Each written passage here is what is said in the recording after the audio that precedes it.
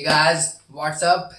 Welcome back again to the YouTube channel Ego Point। मेरा नाम है शोएब अफजल और आज हम इस वीडियो में कवर करने जा रहे हैं अपना next topic of basic concepts of macro economics, जो हमारा चैप्टर चल रहा था पहले से। तो बच्चों, नॉर्मल रेसिडेंट और इकोनॉमिक टेरिटरी इस वीडियो में हम कवर करेंगे। लास्ट वीडियो में हमने ये देखा था कि नेशनल इनकम और डोमेस्टिक इनकम का डिफरेंस क्या होता है और उसको हम कैसे क्लासिफाई करते हैं कि कौन सी इनकम डोमेस्टिक इनकम होती है और क्या चीज नेशनल इनकम होती है। और लास्ट वीडियो में हमारे सामने निकल कर आई थी दो टर्म। पहली टर्म है नॉर्मल रेसिडेंट और दूसरी वाली टर्म है वो है इकोनॉमिक टेरिटरी। लास्ट वीडियो में आपको बोल दिया था कि भाई नेक्स्ट वीडियो में मैं इसको कंप्लीटली थोरोली बताऊंगा। तो बच्चों, देखते हैं नॉर्मल रेसिडेंट क्या होता है। नॉर्मल रेसिडेंट की डेफिनेशन है, आप इसको पढ़ सकते हो, स्क्रीनशॉट लेकर अपने पास रख सकते हो। तो बच्चों, इसके अंदर याद रखने वाली बात जो है, जो भी ये लिखा हुआ है उसके अंदर आपको याद क्या रखना है, याद रखना है देखो, एन इंडिविजुअल और an institution who ordinary resides in a country and whose center of economic interest lies within the country। बच्चों, ये दो वर्ड याद रखनी है। रेसिडेंट को जब भी आपको देखना हो तो ये दो वर्ड याद रखना है। क्या वर्ड है? एक तो रिसाइड्स इन द कंट्री, वो यहां पर रिसाइड हो, ठीक है, वो यहां पर रह रहा हो, और उसका centre of economic interest. Centre of economic interest क्या होता है बच्चों? इकोनॉमिक इंटरेस्ट मतलब वो कोई यहाँ पर इकोनॉमिक एक्टिविटी कर रहा हो, उसका यहाँ पर कोई बिजनेस हो, यहाँ पर कोई प्रोडक्शन एक्टिविटी में इन्वॉल्व होना चाहिए, वो होता है सेंटर ऑफ इकोनॉमिक इंटरेस्ट। अब ये जो रिसाइड्स होता है, ये रिसाइड्स भी दो तरीके से याद रख लेना आप बच्चों कि रिसाइड्स मतलब आप जो है ये देखना है कि वो बंदा एक साल या एक साल से ज्यादा यहाँ पर अगर बिता चुका है, वो वन और मोर देन वन, या तो वो कम से कम एक साल बंदा एक साल यहाँ पर रहे या एक साल से ज्यादा यहाँ पर रह रहा हो, वो रेसिडेंट हो जाएगा यहाँ का। ठीक है, तो बच्चों ये तो हो गया रेसिडेंट। और अभी यहाँ पर आपको कंफ्यूजन हो जाएगी। देखो, एक वर्ड होता है सिटीजनशिप और एक वर्ड होता है रेसिडेंटशिप। तो बच्चों थोड़ा सा कंफ्यूजन है, बट कंफ्यूज मत होना। रेसिडेंट के अंदर citizens and non citizens, non citizens कौन होते हैं बच्चों? जो हमारे फॉरेनर लोग होते हैं, जो बाहर से आते हैं, यहाँ रहते हैं। तो बच्चों दोनों इंक्लूड होते हैं। कैसे हमें आइडेंटिफाई करना पड़ेगा कि ये रेसिडेंट है या फिर सिटीजनशिप है?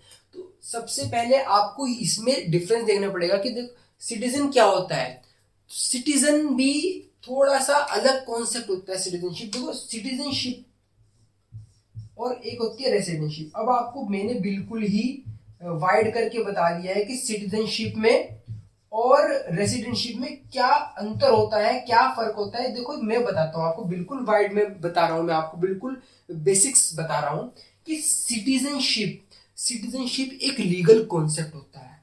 लीगल कॉन्सेप्ट मतलब, लीगल कॉन्सेप्ट मींस वो बंदा जो भी सिटीजन होगा, वो सिटीजन कब होगा किसी भी कंट्री का, जब वो जिसका प्लेस ऑफ बर्थ कहाँ होगा, वो उस कंट्री। फॉर एग्जांपल हम इंडिया की बात करें, जिस बंदे का प्लेस ऑफ बर्थ इंडिया है वो यहाँ का सिटीजन है, प्लस और उसके पास कुछ लीगल प्रोविजनल डॉक्यूमेंट्स है, कुछ लीगल डॉक्यूमेंट्स हैं इस कंट्री के जो गवर्नमेंट ने प्रोवाइड किए हैं, उसको लीगल स्टेटस दिया है उसको यहाँ रहने का, प्लस उसके पास वो होना चाहिए, तो वो इस कंट्री का सिटीजन कहलाएगा। सिटीजनशिप क्लियर हो गई है बात? I believe you are getting my point.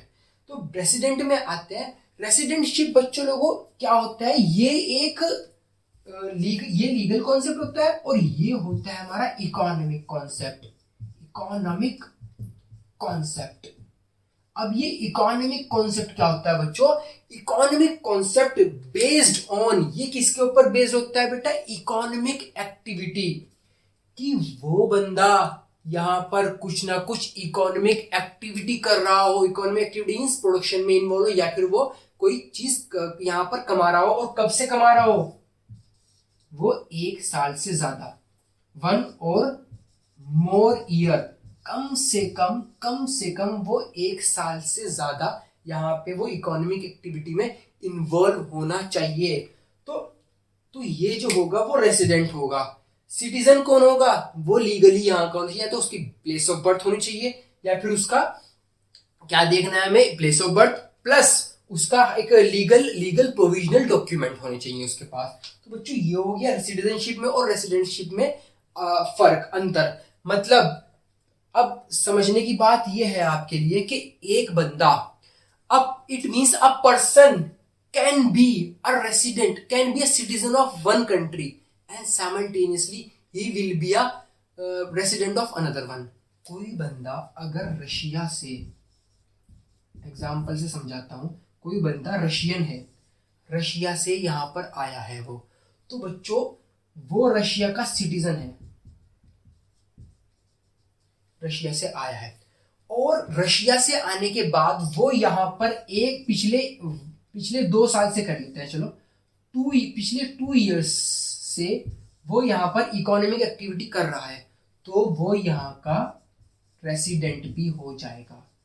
तो बच्चा लोगों, रेसिडेंट और सिटीजन में क्या अंतर होता है, क्या क्लियर हो चुका होगा? ये तो हो गई रेसिडेंट की बात।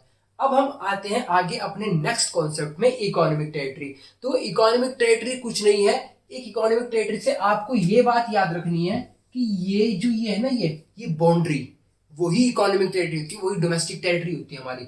Geographical area, geographical territory administered by government, कोई भी गवर्नमेंट के अंडर में कोई भी टेरिटरी आती हो, विद इन विच पर्सन और आपका goods capital can move freely, जहां पर कैपिटल, गुड्स और पर्सन फ्रीली मूव कर सकते हैं इसके अंदर, यहां से कोई भी चीज आप कहीं भी मूव कर सकते हो इसके अंदर अंदर फ्रीली।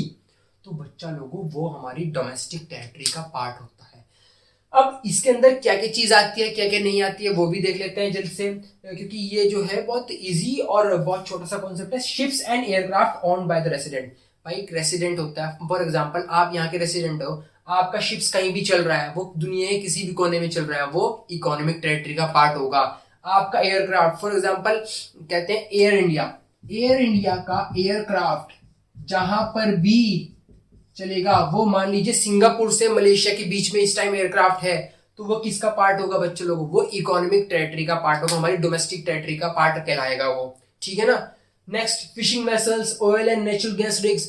भाई हमारी जो फिशिंग वेसल्स है, हमारी वेसल किसी भी ओशन में जा रही है, वो फिशिंग कर रही है, कुछ भी हो रहा है वहां पर, वो जो वेसल है वो हमारी डोमेस्टिक टेरिटरी का पार्ट होगी, वो हमारी डोमेस्टिक इनकम में इंक्लूड होगी, वाली इनकम जो वो कमाएगी। ऑयल एंड नेचुरल गैस भी जो वो कमाएगी वो भी डोमेस्टिक टेरिटरी का पार्ट होगी हमारी। अब next, embassies, consulate, military base. Embassies, बेटा एम्बेसी हमारी कंट्री की एम्बेसी कहीं पर भी सिचुएटेड हो, वो चाहे रशिया, जर्मनी, कहीं पर भी, तो वो इंडिया की डोमेस्टिक टेरिटरी का पार्ट होगा। अगर किसी बाहर की एम्बेसी, मान लीजिए पोलैंड की एम्बेसी इंडिया के अंदर है, तो वो पोलैंड की डोमेस्टिक टेरिटरी का पार्ट होगा, ना कि इंडिया की डोमेस्टिक टेरिटरी का पार्ट होगा। क्लियर? कॉन्सुलेट्स, बेटा कॉन्सुलेट्स क्या होता है? जब हमारे इंडियन ऑफिशियल मिनिस्टर्स या फिर इंडियन ऑफिसर्स जो यहाँ से किसी बाहर की कंट्री में जाते हैं और जो वहाँ जहाँ पर वो ठहरते हैं, जैसे कोई ऑफिस या कोई बिल्डिंग जो मिनिस्टर्स वगैरह होता है उनके लिए बना होता है, तो वो कॉन्सुलेट्स होता है। अब वहां पर जो भी इकोनॉमिक एक्टिविटी हो रही है वो इंडिया की नेशनल डोमेस्टिक इनकम का पार्ट होगी, क्योंकि बच्चा लोगों वो इंडिया की डोमेस्टिक टेरिटरी के अंदर, इकोनॉमिक टेरिटरी के अंदर आ गया है। अब आता है मिलिट्री बेस। हमारी कंट्री का मिलिट्री बेस किसी भी कंट्री के अंदर लगा हो, वो जो टेरिटरी होगी वो इंडियन टेरिटरी होगी, वो डोमेस्टिक कंट्री का पार्ट होगी। होपफुली ये तो आपको क्लियर होगा। अब आपको एक एग्जांपल देता हूं मैं, एग्जांपल से बात बिल्कुल क्लियर हो जाएगी आपके। एग्जांपल लास्ट में बिल्कुल एग्जांपल बताना पड़ता है, क्योंकि आपको एकदम माइंड में सेट करनी पड़ती है बात। तो देखते हैं, इंडियन है कोई बंदा, वो वर्क कर रहा है कहां पर? वर्किंग इन रशिया मान लेते हैं। कोई भी इंडियन बंदा रशिया में गया है, वो Indian working in Russia, in Russian embassy कर देते हैं मान लीजिए, सिचुएटेड इन इन इंडिया। देखो बच्चों, बहुत ध्यान से समझना इस बात को। एक इंडियन वर्कर है, वो इंडिया के अंदर ही काम कर रहा है। इकोनॉमिक टेरिटरी है ना इंडिया, इंडिया के अंदर ही काम कर रहा है इंडियन वर्कर, तो वो डोमेस्टिक इनकम का पार्ट होगा? आप बताओ। वैसे तो होना चाहिए, जो हमने लास्ट कॉन्सेप्ट पढ़ा है, मगर इस कॉन्सेप्ट में हमने एक नई चीज ये सीखी है कि वो जो है किसकी एम्बेसी में काम कर रहा है बच्चों? वो रशियन एम्बेसी में वर्क कर रहा है। तो Russian embassy is a part of Russian domestic territory, that's why it will not include in the domestic income, it will not be included because it is a part of it is a part of Russian, not our domestic territory. So hopefully this is clear to you that what is the difference between the economic territory and who will be the normal resident of the country. So अगर video ये पसंद आया आपको बच्चों, तो like कीजिए और share कीजिए।